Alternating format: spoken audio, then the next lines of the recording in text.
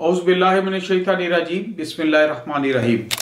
शुरू अल्लाह के नाम से जो रहमान रहीम करीम खालिक मालिक राज़िक है, वाहदाहु ला शरीक है, उसका कोई सानी नहीं। मेरी और आपकी नीयतों और दिलों का हाल खूब जानता है। दोस्तों, मेरा नाम है ब्रिगेडियर डॉक्टर ताहिर नवाज और आज की इस वीडियो का जो टाइटल है वो है PMA लॉन्ग कोर्स जो है 156 लॉन्ग कोर्स की सीरीज़ है। साल में 2 दफ़ा लॉन्ग कोर्स अनाउंस होते हैं। तो PMA लॉन्ग कोर्स 156 की रजिस्ट्रेशन ओपन हो गई है। इसके डिफरेंट इस पे हम बातचीत करेंगे ताकि बच्चों को तक टाइम पे मैसेज पहुंच जाए, कोई रह ना जाए, उसके मतलब बातचीत होगी। How to get commission in Pakistan army through long course, और उसकी सीरीज़ है 156 PMA लॉन्ग कोर्स। जो PMA 156 लॉन्ग कोर्स है, इसकी रजिस्ट्रेशन शुरू हो गई है। ये ऑनलाइन रजिस्ट्रेशन हो रही है। सबसे पहले हम बात करेंगे कि इसकी एज क्या होनी चाहिए। बेसिक एज जो है इसकी ज़रूरी है वो है 17 से 22 साल उम्र होनी चाहिए, और अनमैरिड हैं, male gender only can apply. PMA long course के लिए फीमेल की इंडक्शन अभी शुरू नहीं है। मेल और 17 से 22 साल एज हो और अनमैरिड हो, ये बेसिक्स हैं। जो आगे जो लोग अप्लाई कर सकते हैं इसके लिए वो हैं बेसिकली FA FSC या उसके इक्विवेलेंट। जैसे 3 ईयर डिप्लोमा वाले भी FSC के इक्विवेलेंट होते हैं। तो FA FSC के वो बच्चे जिन्होंने मिनिमम, जिनकी 55% है FSC की क्यूमुलेटेड परसेंटेज, वो अप्लाई कर सकते हैं और उनकी उम्र 17 से 22 साल होनी चाहिए। कुछ बच्चों ने डिग्री प्रोग्राम किया होता है, 2 ईयर BA प्रोग्राम, ADP कहते हैं, एसोसिएट डिग्री प्रोग्राम जो है 2 साल, उनकी जो है परसेंटेज जो है 60% होनी चाहिए, और उनकी एज जो है वो 1 साल की रिलैक्सेशन है, वो 17 से 23 साल तक अप्लाई कर सकते हैं। उसके बाद कुछ 4 ईयर प्रोग्राम वाले लोग होते हैं जो BSc ऑनर्स वाले हैं, उनकी उम्र में और रिलैक्सेशन है, वो 17 से 24 साल की उम्र तक अप्लाई कर सकते हैं। सर्विंग सोल्जर्स जो हैं, जिनकी qualification equal to FA FSC या BA तक है और इस एज में फॉल करते हैं, वो भी अप्लाई कर सकते हैं। उनको एज की थोड़ी रिलैक्सेशन है, उनकी एज की लिमिट 25 साल तक दी गई है। अच्छा, वंस वी से सर्विंग सोल्जर्स, तो सर्विंग सोल्जर्स में याद रखिएगा कि मुझे अक्सर बच्चे पूछते हैं, तो पाकिस्तान आर्मी के सर्विंग सोल्जर्स भी अप्लाई कर सकते हैं कमीशन के लिए। पाकिस्तान एयरफोर्स के ये जो हमारे डिफरेंट एयरमैन हैं, लोअर स्टाफ, ये भी अप्लाई कर सकते हैं जो एजुकेशन क्राइटेरिया पूरा कर रहे हैं।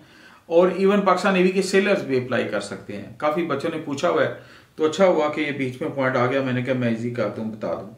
अच्छा, उसके बाद कुछ बच्चों ने फर्स्ट ईयर क्लियर किया होता है और सेकंड ईयर का एग्जाम दिया होता है, तो जो वो होप सर्टिफिकेट, एक इस पे लहदा मेरी वीडियो भी है कि होप सर्टिफिकेट वो अपने इदारे के सरबराह से ले सकते हैं कि जी इसने फर्स्ट ईयर तो क्लियर किया हुआ इतनी परसेंटेज के साथ, और second year hopefully he will qualify, he will pass along with this tentative percentage. तो होप सर्टिफिकेट पे वो बच्चे भी अप्लाई कर सकते हैं। अच्छा, इसकी पहले तकरीबन 15-20 दिन ऑनलाइन रजिस्ट्रेशन है और कल से शुरू हो रही है। टुमारो इज 25 मार्च, कल से शुरू हो रही है। सारे बच्चे जरा इस पे कॉन्शियस हों, जल्दी से जल्दी अपनी पहले ऑनलाइन रजिस्ट्रेशन कंप्लीट कराएं।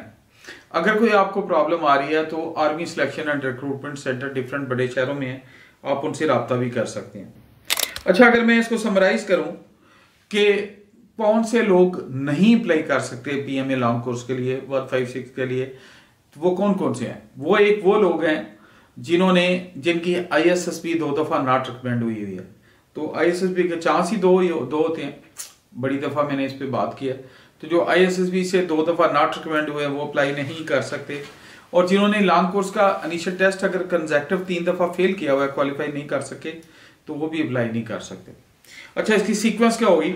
सीक्वेंस में पहले ऑनलाइन आप रजिस्ट्रेशन करते हैं, उससे आपको एक रोल नंबर स्लिप इशू होती है ऑनलाइन। उसके बाद आप रिटन टेस्ट क्वालिफाई करते हैं। रिटन टेस्ट के बाद एक इनिशियल मेडिकल होता है, वो क्वालिफाई करते हैं। फिर आपका एक फिजिकल टेस्ट कंडक्ट होता है।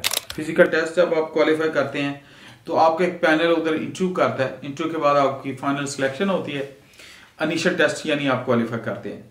उसके बाद आपको एक फॉर्म दिया जाता है जो आप फिल करके जमा करवा देते हैं।